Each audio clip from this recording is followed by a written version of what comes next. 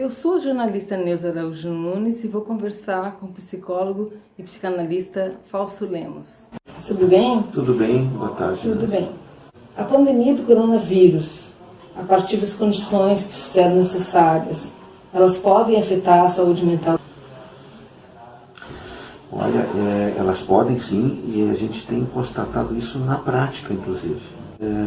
Porque se a gente fizer uma linha de tempo, inclusive pelo motivo porque começa o início da pandemia, que ela pode afetar, depois até tem os seus desdobramentos também, mas por que o início? Pelo desconhecido. Esse é um vírus que nos pegou de surpresa.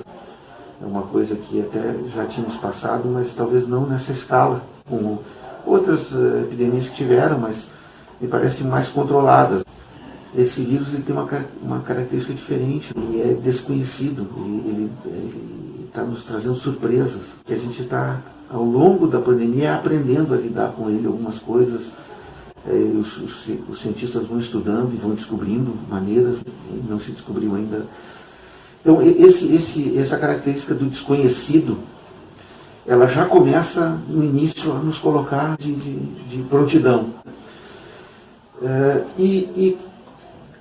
O que vai acontecendo depois dessa primeira susto com o desconhecido? Que todos nós temos a tendência a ficarmos alertas e o nosso corpo a ficar alerta. Sabe que uma pessoa em alerta, ela fica com uma atenção diferente, redobrada, modifica o sono dela, modifica a maneira dela agir com os outros. Logo em seguida, começou a se procurar medidas para combater esse vírus, de alguma forma, o que seria melhor. E aí daí adveio alguns comportamentos que também são prejudiciais à saúde mental. Por exemplo, o isolamento. Ora, a gente sabe que nós somos seres sociais, estamos acostumados com isso, temos essa liberdade de troca com as pessoas, de ir e vir. E de repente a gente se vê, de uma hora para outra, afastado de familiares, de amigos, de outras pessoas, de poder circular na rua. Tu diria que as pessoas não entenderam bem isso pela necessidade, ou isso não poderia ter feito de outra forma? Eu te diria que o problema hoje são a diversidade de narrativas e de posicionamentos frente a essas narrativas. Existe a negação, que é uma coisa que existe desde sempre, para todos nós. Então, essa posição, ela é comum, às vezes, para as pessoas poderem manter a sua sanidade mental, elas negam uma certa gravidade da coisa e tal. Claro que existe o medo, que não é o caso já passou um pouco do medo, esse negócio esse caso do corona, eu acho que foi um pouquinho para o pânico. Por quê? Isso que eu estou falando não é uma crítica, eu estou falando porque uma eventualidade normal quando a gente desconhece o que está acontecendo, entende? A gente tem medo, quando a gente conhece, a gente tem o medo. Nossa, aquilo pode me atacar, aquilo pode me prejudicar. Agora, quando a gente desconhece e sabe que aquilo pode nos fazer mal, é pior ainda. E aí que isso às vezes nos leva a esse pânico e a gente fica alarmado com isso. Tem mais ou menos essas três posições de comportamento. Isso não quer dizer uma questão intelectual, entende? De entendimento consciente. Não, como eu te disse, tem pessoas que podem ter entendido, mas fazem uma negação para poder, de alguma forma, sobreviver mentalmente, não fisicamente. Então, acho que não é pelo entendimento, acho que é porque, vamos dizer assim, é de acordo com a fragilidade psíquica de cada um, com o seu momento psíquico. É claro que isso traz consequências para todos, uns mais, outros mais. Pode fazer para minimizar assim, isso? Olha, a gente felizmente tem hoje, felizmente que eu digo hoje porque nós somos mais ou menos da mesma geração, então não tínhamos esses recursos antigamente. Hoje nós temos um pouco mais o vídeo, o telefone celular, ele te permite estar em contato com as pessoas mais próximas a todo instante. Antigamente eram os telefones fixos ou nem tínhamos. Então essas coisas, a informação é muito importante. Eu tenho acompanhado assim, na internet muito a questão de que a internet trouxe para a gente hoje muitos benefícios e alguns problemas. Um deles, por exemplo, se fala muito das fake news. que são notícias que não têm fundamento científico, ou pelo menos lógico, e simplesmente servem para problematizar mais. E esse tempo eu estava vendo um pesquisador lá dizendo uma coisa muito interessante, que não se combate essas notícias eliminando elas, porque isso não é possível, senão teríamos que eliminar a internet. Se combate com a informação correta. Isso é importante. Então sempre a gente buscar os órgãos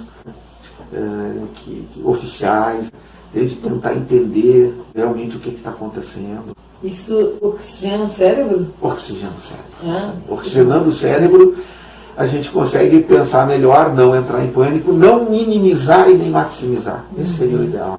Eu sei que isso é difícil às vezes para a gente, com uma situação de medo, principalmente, como eu te disse, do desconhecido, que é o caso desse vírus.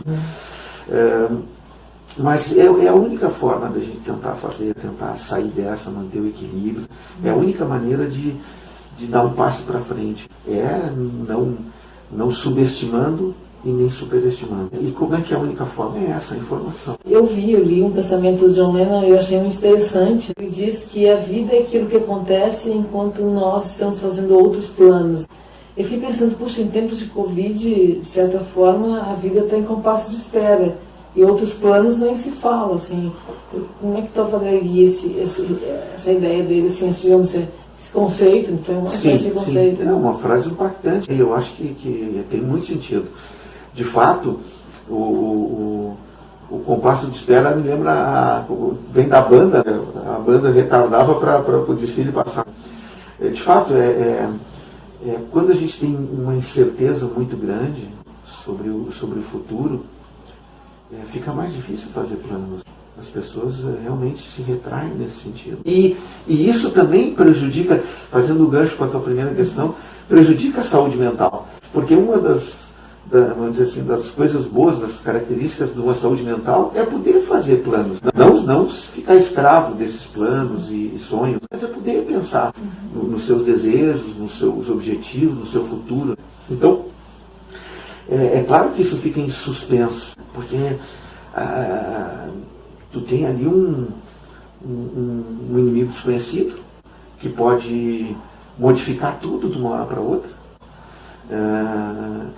Sinceramente, eu acredito que a mudança não será tão radical assim. Acho que sim, acho que veio nos ensinar algumas coisas, essa pandemia veio nos trazer alguns conceitos importantes, mas eu acho que também não vou superestimar, entende? Que a sociedade vai mudar completamente. Acho que não. Acho que a gente vai adaptar algumas coisas, vai aprender algumas lições.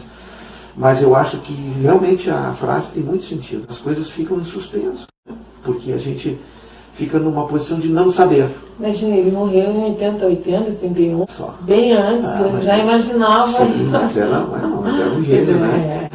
Então, de fato, eu acho que a grande característica dos gênios é essa, eles se anteciparem. A gente tem frases aí do século, que é uma estudiosa, direito romano, por exemplo. Sim. Na realidade, então, é o Covid e é a nossa vida, entre aspas, é isso? Em suspenso, eu te diria, entende?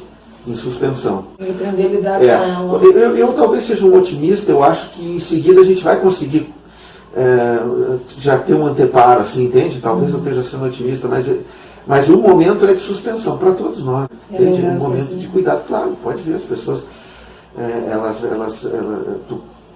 se tu falar qualquer plano para elas, mas e aí o que tu vai fazer no fim do ano? As pessoas dizem, não sei ainda, não sei, tem que ver como é que vai ficar tudo isso, como é que as coisas vão ir se desdobrando. E aí que vem muito, eu acho, Neuza, vamos dizer assim, a diversidade que vai acontecer, eu acho, muito pela questão geográfica e as localizadas. Eu acho que vão ter coisas localizadas, não sei se tu me entende o que eu quero dizer, entende? Por quê? Porque por coisas que a gente ainda está estudando, os médicos, os cientistas estão estudando, vamos dizer assim, a incidência do vírus ela foi maior em alguns lugares, menores em outros. E ainda se estuda muito que causas levaram a isso. São várias hipóteses, talvez seja uma conjuntura de fatores.